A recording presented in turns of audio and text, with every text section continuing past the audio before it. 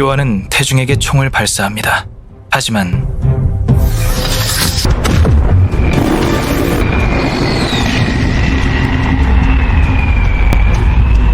총은 다행히도 빗나가 버렸습니다.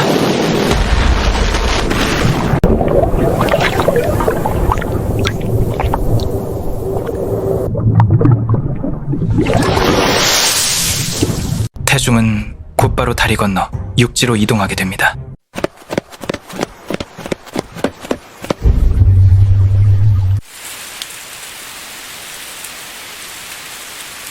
비 내리던 그날 밤, 태중은 겨우겨우 노용식을 찾아왔습니다. 아저씨. 태중아! 태중은 그대로 쓰러져 버렸습니다. 얼마 뒤 정신을 차린 태중은 자초지종을 노영식에게 설명을 합니다. 다음 날 태중은 자신이 받았던 명함에 적혀있던 변호사의 사무실로 찾아갑니다. 내가 너 어떻게든 죽인다고 했지. 이제는 반대로 태중이 자신의 모든 것을 빼앗아가 버린 요한을 찾기 위해서 김상락 변호사를 만나러 갔던 것입니다. 당연하게도 변호사는 태중을 보자마자 싹싹 빌었습니다. 잠시 태중이 한눈을 판 사이에 변호사는 골프채로 태중을 공격했습니다.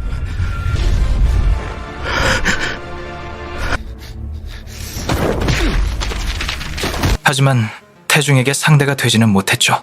태중은 변호사가 들고 있던 서류를 발견했습니다. 지난번 요한이 손가락을 잘랐던 남자의 조각을 맞추기 위해 또 다른 피해자를 물색했던 것이었습니다. 이름은 소현정. 그녀는 딸이 있었고 그녀의 모든 이동 경로가 적혀 있었습니다. 딸이 다니는 소학과 놀이터 등에 자주 다니는 곳에 포인트가 찍혀 있었습니다. 그리고 조각이라고 써 있었습니다. 태중은 조각이 뭐냐고 물어보았지만 변호사는 대답하지 않았습니다. 너까지 이렇게 바꿀 수 있는 거야? 아무것도 없어 있어! 오히려 너는 아무것도 찾을 수 없을 거라며 소리를 지르던 변호사였습니다. 잠시 뒤 태중은 바닥에 놓여있는 무선 송신기를 보았습니다. 뭔가 이상한 경고음을 느꼈습니다. 요한은 무전 송신기를 통해 태중과 변호사가 대화하는 내용을 듣고 폭탄을 터뜨려버렸습니다. 다행히 태중은 이미 변호사 사무실의 바깥으로 이동해 있었습니다. 요한과 백도경은 태중이 요한을 찾기 위해 왔다는 것을 함께 듣고 말았습니다. 백도경은 어떻게 할 거냐며 요한을 추궁했습니다. 스스로 다 뒤진다며. 근데 내 아바타는 왜 밖에 쳐 돌아다니는데 왜? 어떻게 할 거야 이거? 이미 백도경도 태중이 자신 대신 교도소에 들어갔던 인물임을 알고 있는 듯 보여집니다. 태중은 이제 노영식에게 변호사에게 입수한 다음 조각의 타겟을 보여주며 말했습니다. 이 사람이 다음 타깃이야. 이제부터 이 위치들이 찍힌 곳에 CCTV를 설치할 테니 지원을 해달라고 말이죠. 그리고는 위치가 표시되어 있던 모든 장소에 CCTV를 설치를 하는 태중이었습니다. 그리고 며칠 뒤 양철환과 교도소 직원이 탈옥한 태중을 찾으러 태중과 친했던 노영식의 전파사를 찾아왔습니다. 들어가겠습니다. 다행히 태중을 찾지 못하고 돌아가는 두 사람이었습니다. 다음 날은 태중이 CCTV 설치를 하기 위해 나가기 위해 준비하던 순간에 노영식의 딸이 찾아왔습니다. 노영식의 딸은 태중이 도둑인 줄 알고 다가갔지만 태중 역시 요한이 보낸 킬러인 줄 알고 업어치기를 해버렸습니다.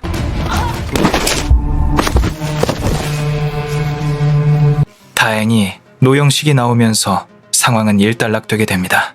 요한 역시 태중이 다음 조각을 찾아 나선 것을 알고 있었고 다음 타겟인 소현정과 비슷한 외형의 여성을 킬러로 보내둔 상황이었습니다.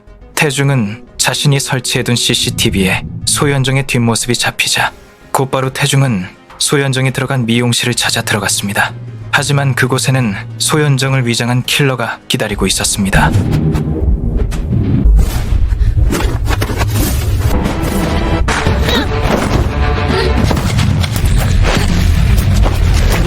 끝났다. 움직이지 마. 5년간 혹독한 훈련을 마친 태중에게 역시 상대가 될 리가 없었습니다. 결국 또다시 태중을 놓친 것을 알게 된 요한은 분노가 치밀었습니다. 미용실에서 소현정인 줄 알고 격투를 벌였던 태중은 소현정을 마침내 찾아냈습니다. 그리고는 소현정에게 자신에게 있었던 일과 앞으로 소현정에게 벌어질 일들을 설명해 주었습니다. 하지만 얼마 뒤 소현정은 사라졌습니다. 이미 지난번에도 태중이 조각을 깨뜨리자 우리 태준이 자살한 거 아니지? 조각이 깨졌습니다. 청소가 필요할 것 같습니다. 태중을 청소하러 의사가 찾아왔던 것처럼 소현정 역시 청소하러 찾아왔던 것이었습니다. 겁내지 마요. 금방 끝나니까. 하지만 안 아프다고는 안 했죠. 소현정은 자신의 딸과 자주 다니던 소아과에 갔지만 그곳에는 이미 요한의 청소부가 있었고 소현정에게 주사를 놓았습니다. 태중은 자신이 설치해둔 CCTV를 집에서 보던 중 소현정이 다니는 소아과에 자신에게 주사를 놓았던 그놈이 가는 것을 보게 됩니다. 결국 의사를 따라 이동하게 됩니다. 도착한 곳에는 조명, 그리고 비닐 커튼이 보였고 전신을 덮는 방호복을 입은 여러 명이 긴 테이블 위에 여러 장비와 약품 비슷한 물건들을 작업하는 모습이 보여졌습니다. 이곳은 요한이 운영하는 마약을 만드는 장소였습니다. 이곳에 오기 전 소현정도 사망한 상태이고 태중에게 이제 요한을 찾을 수 있는 방법은 그 청소부 역할을 하던 의사를 찾아내는 것만 남아있는 상황이었습니다. 이를 지켜보던 요한은 직접 움직이기 시작합니다. 태중은 이곳에서 한바탕 격투를 벌이게 됩니다. 결국 계속해서 그 의사를 찾아봤지만 이미 요한이 그 의사를 살해한 뒤 목을 땅바닥에 내려놓았습니다. 태중은 지금까지 했던 모든 것이 무의미해지는 것만 같아서 분노하게 됩니다. 요한은 이 모습을 보면서 즐거워합니다. 네가 뭘 할 수 있겠냐고 말이죠. 지금까지 예고편을 바탕으로 만든 저의 뇌피셜이었는데요. 지금부터는 팩트 체크를 해보겠습니다. 먼저 CCTV를 태중이 만지는 장면. 이 장면은 처음에 두 가지로 생각을 했습니다. 첫 번째는 요한의 CCTV를 제거하는 것. 두 번째는 요한의 CCTV가 있는 곳에 CCTV를 설치를 한다였습니다. 제거를 하지 않고 오히려 CCTV를 달아야 한다고 생각했던 이유는 태중이 요한을 찾을 방법은 이게 최선이라고 생각했기 때문입니다. 다음 장면은 전파사에서 누군가의 기습을 당하는 태중의 모습입니다. 천천히 다시 보니 확실히 몸매나 목소리가 여성이더라고요. 만약 킬러라고 가정을 한다면 굳이 요한이 여성을 보낼 이유가 없다고 생각을 했기에 노영식의 딸이라고 생각을 했습니다. 자세히 보시면 노영식의 딸과 머리 기장이 비슷하기도 하고 복장도 유사합니다.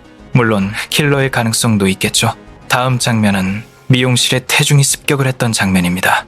이 장면도 보시면 태중이 오토바이를 타고 미용실 문을 부시는데요. 다음 장면에 여성과 싸움을 하는 태중의 모습이 나왔습니다. 확실히 킬러로 여성을 굳이 요한이 보냈다면 머리가 좋은 요한이 태중이 CCTV를 설치를 했고 역이용했을 것이라고 생각했습니다. 그렇지 않고 힘 좋은 남성 킬러를 보내지 않았을까요? 다음 장면은 청소부 역할의 킬러의 죽음입니다. 목이 떨어진 사람을 보고 어쩔 줄 몰라 하는 태중의 모습이 나오고 있는데 확대를 해보니 확실히 청소부 역할의 의사로 보여집니다. 또한 요한의 대사도 나왔었는데요. 죽더라도 추잡스럽게 왜 도망을 갔냐고 말하는 장면과 뭔가 내려 찍는 요한의 모습이 나오고 있습니다. 아마도 요한이 누군가를 죽였고 영안실에 들어가는 누군가의 모습도 나오고 있네요. 마지막으로 이건 저도 궁금한 장면인데요. 확실히 변호사 사무실에서 통신장치를 보는 태중의 모습이 나왔는데 이게 폭발이 가능했던 장치라고 가정을 했었는데 예고편에 무언가를 보면서 길을 걷는 태중의 모습이 나오고 있습니다. 단순히 핸드폰일 수도 있겠지만 변호사 사무실에서 주운 통신장치를 보고 요한을 추적하는 건 아닐까 하는 생각도 들기도 했습니다. 지난 영상에 요한의 유머에 대한 영상을 올렸었는데요. 요한의 유머는 뭔가 초점이 정확히 맞춰지지 않은 모습입니다. 20년 전의 이야기를 다룬 웹툰에서는 확실하게 눈이 보이던 유머였는데 무슨 일이 있었던 걸까요? 눈이 보이지 않다고 하기에도 너무나도 잘 걸어가는데 그렇다고 눈이 정상인이라고 보기에도 힘들어 보이네요. 유머는 요한의 친엄마일 가능성도 있어 보입니다. 여러분의 생각은 어떠신지 궁금하네요. 다음 주가 벌써부터 기다려집니다. 저의 이야기가 재미있으셨다면 좋아요 한번 부탁드릴게요. 시청해주셔서 감사합니다.